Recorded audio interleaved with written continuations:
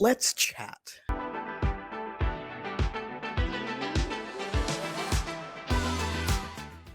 Hello everyone, welcome back to A Fictional Escapist. My name is Kris, and today's video is going to be a bit of a mix. We've got the reading wrap-up for September of 2023, and also, I guess, a bit of a life update. What's happening? Why haven't I been as consistent as I normally would be here on the channel? So, first and foremost, yes, I am in the lounge room again. There's crap everywhere. I'm full of dog hair. I swear I do wear other items of clothing, but this t-shirt seems to just come out every time I need to film a video. So we'll do a quick check-in first, and then we'll jump into the reading wrap-up. For those of you who don't care, that's fine. There will be timestamps down below if you just want to head over to the book stuff. But yes, we are in the lounge room. I'm sure you can see there are some boxes being packed down here, and life is just a bit interesting at the moment. So Rachel and I were planning to live in this house until about May of 2023, when the house in Perth was meant to have been finished. Builders happen, things happen, and the house didn't even have a roof on it until about 2 weeks ago. So we still cannot move into that house. At the moment, the date of leaving this establishment, my parents' house, is currently set for January the 5th. So we knew we were going to leave about early January. It's now at the point where we just want to go and sort of be there and start our lives, whether that means we have to find living arrangements, whatever. We're ready. We're ready to go. So we made the decision. January, just after all the holiday stuff, is when we're leaving the state. Very recently, my parents came into an inheritance from my late grandmother, and it was a considerable amount of money. It wasn't just pocket change. And there was some talks about what they were going to do with that money, and they ended up buying a house. So there was a bit of a knee-jerk reaction where Rachel and I did not understand where we were going to live. We didn't know whether we were effectively homeless for 3 months, and we sort of had to try and make arrangements to protect ourselves. Now, all of that drama has finally settled, and we are going to stay here until January. We'll just sort of, I guess, share leases or whatever. But we are able to have a home for the next 3 months, which is lovely. But it was a bit up in the air. There's a lot of family drama that happened. It was unpleasant, and it took a toll on my brain without getting too much into detail for the privacy of other people. But yes, the house here is starting to be packed up for their move, which will happen in a couple of weeks. The room that we're currently in is full of crap, but also very full of books for the community project, because the response has been phenomenal, and I will give an update on that probably in a week's time here on the channel. I'm hoping to film it over this weekend and get that together for everyone as an update at the halfway mark. But you will likely see me in areas where I do not have books as a background. I mean, I've got a tattoo, but I can't hold my arm up that long for these. So yes, I do apologize. We're not going to have a bookish background, but I will be still trying to make content and trying to get 2 videos out per week. But the house is very full of boxes and very full of stuff. So I need to wait until no one's in the house to do these, just so I'm not in anyone's way. So it is what it is for the next little bit, but I'll try and be as consistent as I possibly can for everyone here who follows along. And thank you for sticking with me. If you have it, it does mean a lot. If I am ever not around for a little bit, I will make that known over on Twitter, or whether it be the community page here. I will be over on Discord. I've just created a couple more hangout channels where you can come and hang out with me. Doesn't necessarily have to be in this space, but if you want to, the link will be down below. All right, so let's jump into the reading wrap up for September of 2023. In the month of September, I read a total of 7 books. I'm going to say 8 because I did finish the last book on the 1st of October, and I'll include it in this wrap up because I had like 2 hours left on the 1st of October, and I'm like, it's happening today, so I can start reading other stuff. So I did that, and we'll do that here as well. The first thing I picked up for the SPFBO vlog was Return of the Knights. Now, I will put the card at the top if you want to go and check some more thoughts about that, but I'll give a brief sort of overview here. Return of the Knights by Gregory Contaxis was a very classic feeling fantasy. This book does not overpromise what it's delivering. You get a very sort of clean cut fantasy story. We have a young man who has been trained as one of the last knights. Knights have sort of been outlawed, they're not really a thing anymore. And then we have like the big bad. I think the name was Warren, and it was like the ghost something. I read it at the beginning of the month. Don't come for me. And we basically had to unite nations against this big battle, Warren, and the his army, which was being built up, this war band that was basically coming for the entire world at this point. They just wanted to control everything. So this young lad goes to the queen and basically pledges an allegiance, saying that I will protect you, and here's how we stop this from happening, essentially. And there's some back and forth. We sort of come together with a group of people of different, good stretching, Ari, different backgrounds and whatnot, and we go on the journey to effectively save the whole kingdom from this guy who's coming into play. Now, this had a few elements which I really enjoyed in it. I liked the classic fantasy feeling. I like some of the very, like, if you want a fantasy that has things like giants and dragons and things like that. There was a lot of talk of these creatures. So if you like fantastical creatures, if you like a traveling element with a lot of backstory, I really liked a lot of the backstory that happened in this, and I thought the world building was quite good for a classic fantasy, but it didn't really paint too much outside of the box for me personally. I still had a good time with it, and I ended up giving this one 3 stars. The next thing I read for the same vlog was The Fall Is All There Is. This is by C.M. Kaplan, and probably one of the most unique things I've read this year. So this is a genre blend of something like steampunk, we had horror elements, and of course we had fantasy. We were following a young man named Peter who had basically removed himself from his family 5 years prior as someone who was relatively low in the chain of command when it came to taking a throne. He is one of 4 siblings, and he was sort of the one at the end of the line. So he went, you know what? See ya. I'm going to go do my own thing. 5 years later, his brother comes knocking at his door after a father has died, and there's a bit of family drama happening around who gets to go for the throne next. Now, this book had some great representation in it. We had awesome autistic representation. We also had LGBTQIA+. It was very queer normative. And like I said, those genre blending elements were really, really cool. My favorite thing about this was that magic has basically screwed over the world, and people needed to be fairly creative with how they went about using it. And we had these sort of cool hybrid technologies where we had tech mixed with like flesh. I'm thinking of the cyborg horses here, which were just like meat and machine made into one to create a form of transport. So these people had to come up with different ways away from magic to be able to just continue on with their lives after 2 annihilations or whatever they were called in the book. This was very high family drama. If you do like some family drama elements in your books, I love it, then you're going to have a good time here.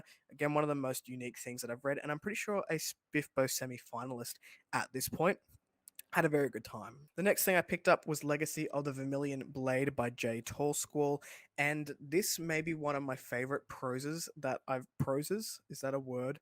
It may have my favorite prose that I have read this year in 2023. It's going to be pretty hard to knock that off its perch. This one was queer friendly. This one had asexual representation in it and really sort of unraveled the types of love that can be experienced as an asexual person going through the world where it's not sexualized.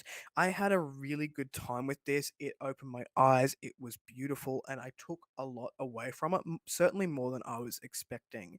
This book also had such a beautiful message of it's never too late to start your life over. If you think it is, just know that it's not. We follow our main character as he goes through various stages of life, falling in love and what that love means for him, because it is a little bit different than what we would expect. And we also follow his journey through to essentially middle age. And I thought it was such a lovely book, and probably not something that I would normally go and pick up, but I'm certainly interested in picking up the sequel. Now, for all 3 of those, they will have full reviews here on the channel coming up. probably in this setting because that's where we are uh, over the next few weeks. So do keep an eye out for that, where I'll go into more in-depth thoughts. The next thing I picked up was for the Queer Corner, if people are going to read it, but I know that Jess, who does those episodes with me, was really excited about it, and this is The Spider and Her Demons by Sydney Koo. Sydney Koo is a non-binary, aromantic and asexual individual who currently resides in my home country of Australia, in Sydney. There's a lot of sort of nostalgic references in this book to Australia for me personally. Again, not something I would normally pick up, but I'm glad I did. I had a pretty good time with it, and I'm going to donate this one and hope that somebody else has a good time with it as well. We are following we're following Z. Yi, I'm not sure how to pronounce it. I'm so sorry if I pronounced it incorrectly because I probably did. And I'm just going to read the blurb because the blurb does this so much more justice than I could. It says, between surviving high school and working at her aunt's dumpling shop, all she wants is to find time for her friends. Ji, I'm trying to think back to Mandarin. I did Mandarin for 8 years and it's escaping my brain, the pronunciation. I digress. All she wants is to find time for her friends and make sure no one finds out she's half spider demon. But when she accidentally kills and eats a man in front of the most popular girl in school, she discovers she might not be the scariest thing in the shadows. This was a tale of friendship, if you like, found family vibes, if you like shifter vibes. We definitely had some of those horror elements in here as and self-discovery and accepting who you are. This one had no romantic plot in it. So if you're someone who likes a fairly clean fantasy, then you're going to have a pretty good time with this one. And I thought it was such a lovely tale of that acceptance, self acceptance, more so than from other people, and what that looks like for the younger generation. Some very good messages in there. It was quite nostalgic for me as an Australian to read it, and I hope someone else will pick this up when I put it in probably one of the little libraries when I do that vlog. I'll just tuck that one in there. The next thing I read was a sequel arc that I've been very much looking forward to, and this is Echoes of the Storm by Cam Sinclair. Now, I've come to really enjoy Cam just as a person. We've had a few chats over on Instagram, and I think his series is friggin' wild. It is so unapologetically dark and weird and wonderful, and I had such a good time with the sequel. This is one of those books that I came away with more questions than answers as a book too, but in the best possible way. So we had a lot of world building happen. We had a lot of character interactions and character growth happen in this book as well. But I definitely want more. So this book follows the POVs we sort of got in book one, and I won't go into too much detail here, but my favorite character from book one was August, who is a young girl sort of coming of age who goes in with Sharrock, this big dude who has a secret. Craven is full of secrets, it's full of darkness, and we get to watch that unravel in this book. What I really liked about this is how the build up is happening. There's a lot of foreshadowing happening for future events and future books, and you get to piece those bits of the puzzle together for yourself. You get just enough to keep being intrigued and wanting to turn that page, but not enough where you actually know what's happening. And I was an absolute sucker for it. I really, really loved that aspect of this book. Then we move on to the classic fantasy Malice by John Gwynne. I started this one, The Faithful and the Fallen. I'm reading these with Roger from Rogers Reads, and I really quite enjoyed it. I think I ended up giving this one a 4-star, and I understand some of the criticism for it, sure. It doesn't do anything super special, in my opinion. It's got a whole lot of fantasy tropes in there. We've got the coming of age, the mentor, we've got, military fantasy, we've got the animal companions. There's a lot in there that a classic fantasy lover would love. We do have a lot of POVs to keep track of. I think Gwyn does a really good job of sort of leading the reader to focus more on some rather than others, and then building up the others as a series progresses, or so I would assume. I am about halfway through Valor now, and that seems to be the case. Is that the more important these characters get, the more page time that they get, and the more we're sort of urged to think about them. But I had a pretty good time with Malice. I mean, I couldn't pick out the main character, but I would say we've sort of got Corbin, who's this coming of age lad, and also Nasir and Evnus, who seem to be the opposing side with this sort of war that's building up to take place. We have a lot of information about prophecies and the Black Sun, so I still don't really understand what's going to happen with all of that, but we sort of get these concepts introduced, and I had a really good time with it. For me, it was a really easy read, a very comforting read, which is kind of weird to say when you think of all the death that happens in this book, but I had a good time with it. Now, my pick of the month and my favorite read that I had in September was No Safe Haven by James Lloyd Doolan. This is the sequel to No Heart for a Thief, which I read earlier this year, and this is how you do a sequel. This series is so important. And the reason it's important is because it tackles the topic of oppression and colonialism, but through this fantasy fictional lens.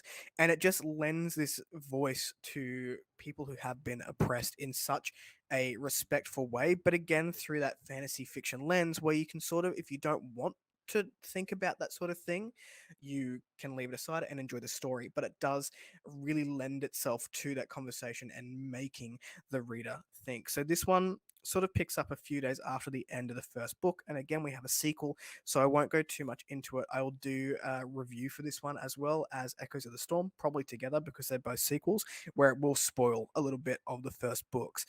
I thought this book did so well in building the world, building the relationships. The pacing has been tightened from book one. It's a dual timeline where one of our characters, we're learning about his past while we're also seeing what those choices have done in the future and how they have led him to make the decisions that he has made. We get to see him learn to be a teacher. We also get to see why he was reluctant to do so. And the other thing I really loved about this was the magic. Just we got to see so much of the magic. Now, this has got one of my favorite magic systems I've read in the last couple of years. And I just think that this book did so well in taking what we had in book one, which was already pretty cool, and then really making it flourish in book two. And you can just see the skill has tightened up. And this author is going to be unstoppable once he really gets going. So I'm already looking forward to the next stage of the Malice series. Now, the one that I did finish in October and the last one that I'll talk about is Divinity's Twilight. This is Rebirth by Christopher Russell. Now, you want to talk about a genre blend? This book has got it all. We have got a sci fantasy with some really cool horror elements. We've got a little bit of a steampunk vibe there with some airships, and it does also incorporate a number of tropes which we really enjoy. We have like an academy vibe with these young people as this war builds up around them and needs to take place. They're a group of people that you would not really picture together outside of a school setting, and suddenly they need to save the friggin' world. This book had so much going for it. I will say that was a little bit hard to get into, but once I did, as a world building sucker, there is so much here to love. We had some really unique uses of magic. So at the beginning of it, the prologue is quite long, and the prologue was honestly the part that I struggled with the most. But as the story was progressing and we got to see what the outcome was of the event in the prologue, it all started to make a lot more sense, and I had a good time with it. So we've got like ancient god beings who are inherently selfish because they're trying to meet their own needs. We have these ragtag bunch of kids who are trying their hardest to save the world without really knowing what the hell they need to be doing, and also if they're even going to get along because they have such varying personalities. We have magic infused weapons, so the magic of this world is basically being infused with technology to create devices that are just unstoppable. I had a really good time with this one. I initially didn't know where it was going to go and where it was going to land for me. But being a world building driven reader, I think the world building in this book is phenomenal. If you're looking for it, then it's there. I have heard from Andy Peliquin, who I was doing this one with, that book two gets infinitely better and all the payoff is there. So I'm looking forward to getting into that one. He's convinced me to jump into it sooner rather than later. And again, I was doing this one with Roger, but I don't think he's finished this one just yet. Those were the books I read in the month of September. What did you pick up? Let me know your favorite book for the month down below. If you like the content, give it one of those. If you want to see more of it, click subscribe at your will. Again, I apologize at the location and the weirdness. It is what it is, and I will catch you in the next video. Ciao.